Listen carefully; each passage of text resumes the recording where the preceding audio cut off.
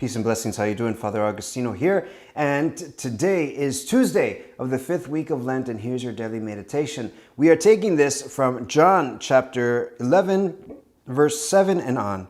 Then after this, he said to his disciples, "Let us go into Judea." Again, the disciples said to him, "Rabbi, the Jews were but now seeking to stone you, and are you going there again?" Jesus answered, "Are there not 12 hours in the day? If anyone walks in the day, he does not stumble, because he sees the light of this world. But if anyone walks in the night, he stumbles, because the light is not in him." Thus he spoke, and then he said to them, "Our friend Lazarus has fallen asleep, but I go to wake him out of sleep."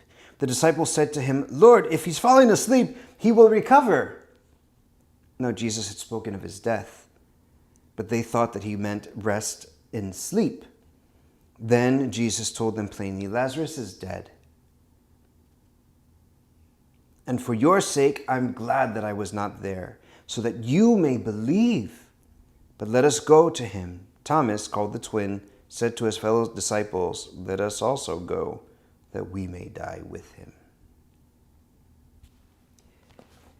My brothers and sisters, has God ever asked you to do something that you just don't understand? That it's just like so counterintuitive. It just doesn't necessarily make sense, but like it's from him. And oftentimes that which he is asking will come at great cost, will not be easy, will be challenging, perhaps the most challenging thing you've ever gone through. But you know it's the right thing. I was speaking to a young woman, a single mother, who had all the makings of aborting her baby. And I was speaking to her and asking her how it was going, and she just said, "Father, it's hard."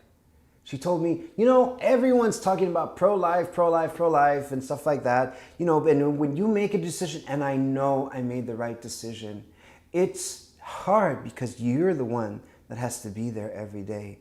And I said, "Yeah, you're right." And I said, you're the most pro-life person that we have." And she smiled and she said, "But it's the best thing I ever did in my life. As difficult, as hard as it is, my daughter is the love of my life."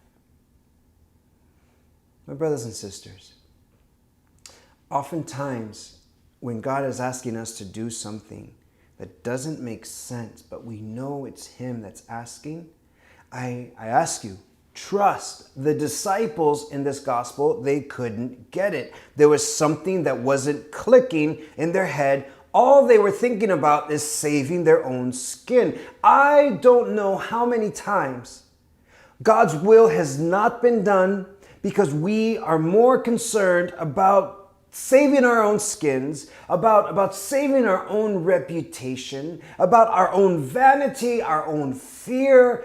All these things have held us back, and it was holding back the faith of these disciples who were only thinking, "Now we're going to get killed. This guy's going to get killed."